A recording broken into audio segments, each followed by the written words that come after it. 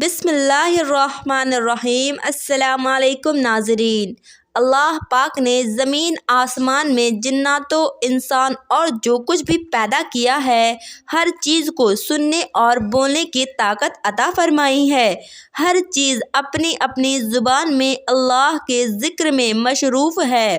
ایسی تمام چیزیں جو اللہ پاک نے پیدا کی، جب ان کو کوئی چیز عطا کرتا ہے تو وہ ان پر اللہ کا شکر بھی ادا کرتے ہیں، اور جب ان کو کوئی تکلیف پہنچتی ہے تو وہ اس کا اظہار بھی کرتی ہے۔ لیکن یہ اور بات ہے کہ اللہ نے ایسی آوازوں کو جناتوں اور انسانوں سے پوشیدہ رکھی ہے۔ دھرتی یعنی زمین کو ہی لے لیجئے، زمین بولتی بھی ہے اور سنتی بھی ہے، خوشی غم کو محسوس بھی کرتی ہے اور اس کا اظہار بھی کرتی ہے۔ نبی پاک صلی اللہ تعالی علیہ وسلم نے فرمایا، دو ایسے موقع ہیں جن پر زمین روتی ہے۔ پہلا موقع یہ ہے کہ جب کسی نے ناحق یا کسی مظلوم کا خون بہایا جاتا ہے، یعنی جس کو قتل کیا گیا ہو، اس کا قطرہ زمین پر گرتے ہی زمین پکارتی ہے، اے الہی مجھے اجازت دے کہ میں ابھی اس کو نگل جاؤں۔ آواز آتی ہے، صبر کر، یہ تیرے اندر جلد ہی آئے گا۔ دوسرا موقع یہ ہے کہ جب زانی زنا کا انتخاب کرنے کے بعد غسل کرتا ہے تو پانی کا پہلا قطرہ زمین پر گرتا ہے تو زمین زار و قطار روتے ہوئے کہتی ہے، اے الہی مجھے اجازت عطا کر دے تاکہ میں اسے نگل لوں۔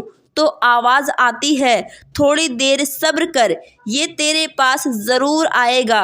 زناکاری ایک بدترین لعنت، ذلت اور پستی کی علامات ہے۔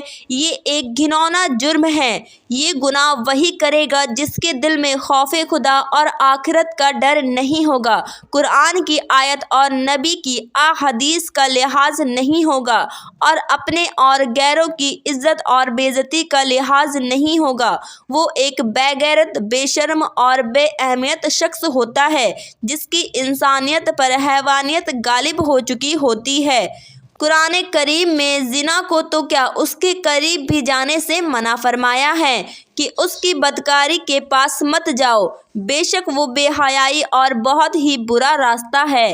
یعنی زنا خود بھی برا ہے اور اس کے تک پہنچانے والے کام بھی بدکار ہے، اور لوگوں کے روشنی، پاکیزگی اور اخلاقی طہارت کے بھی خلاف ہے۔ روشنیات کے چہرے پر ایک بدنما داغ ہے اور معاشرے میں رہنا ایک اعتبار سے بھی قابل نفرت ہے۔ حضرت ابو ہریرہ رضی اللہ تعالی عنہ سے روایت ہے کہ حضور اقدس صلی اللہ تعالی علیہ وسلم نے ارشاد فرمایا، جو عورت کسی قوم میں ناحق اس کو داخل کر دے، اس کو اس قوم کا حصہ نہ ہو، یعنی زنا کیا ہو اور اسے اولاد پیدا ہو تو اسے اللہ کی رحمت کا حصہ نہیں ملے گا اور اللہ تعالیٰ اسے جنت میں داخل نہیں فرمائے گا۔ حضرت عبداللہ بن عباس رضی اللہ تعالی عنہ سے روایت ہے کہ پیارے آقا صلی اللہ تعالی علیہ وسلم نے ارشاد فرمایا کہ اس قوم میں زنا اور سود خوری عام ہو جائے تو بے شک اس نے اپنے لیے اللہ کے عذاب کو حلال کر لیا۔ حضرت عمر بن خطاب رضی اللہ تعالی عنہ سے روایت ہے کہ نبی کریم صلی اللہ تعالی علیہ وسلم نے ارشاد فرمایا، جس قوم میں زنا عام ہوگا وہ قہر میں گرفتار ہوگا، اور جس نے رشوت کا چلن ہوگا وہ خوف میں گرفتار ہوگا۔ رسول اکرم صلی اللہ تعالی علیہ وسلم نے ارشاد فرمایا، ساتوں آسمان اور ساتوں زمین بوڑھے زانی پر لعنت کرتے ہیں، اور زانیوں کی شرمگاہ کی بدبو جہنم والوں کو تکلیف دے گی۔ دوسری جگہ نبی کریم صلی اللہ تعالی علیہ وسلم نے فرمایا، زنا سے 6 باتیں ظاہر ہو جاتی ہے، 3 دنیا میں اور 3 آخرت میں۔ دنیا میں زانی کا چہرہ سیاہ ہو جائے گا، اس کے رزق میں تنگی آ جائے گی اور اس کی عمر سے برکت ختم ہو جائے گی، اور آخرت میں اللہ تعالیٰ کی ناراضگی میں گرفتار ہوگا۔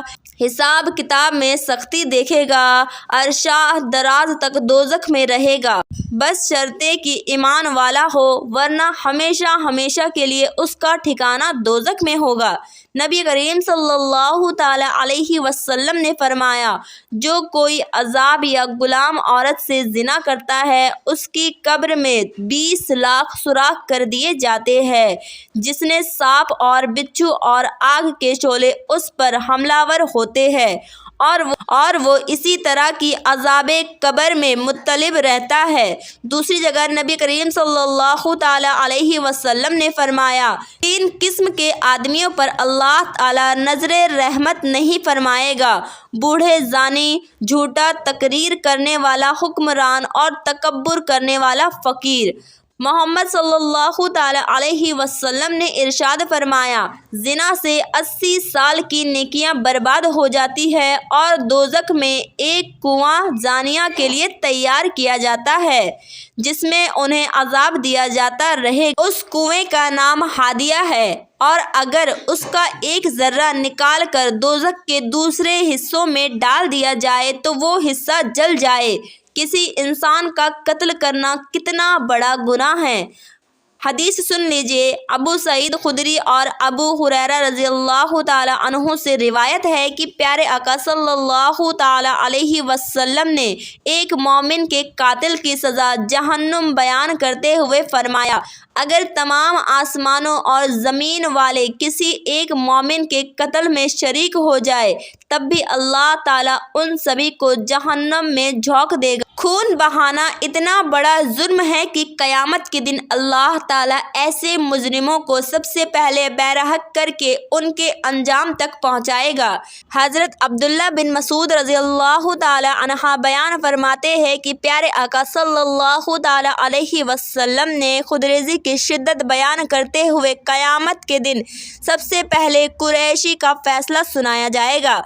بس آج کا یہ ویڈیو یہیں تک، ملتی ہوں اسی طرح کی ایک نئی ویڈیو کے ساتھ، تب تک کے لیے جزاک اللہ خیر۔ ویڈیو اچھی لگے تو ویڈیو کو لائک کریں اور اسے اپنے دوستوں میں بھی ضرور شیئر کریں۔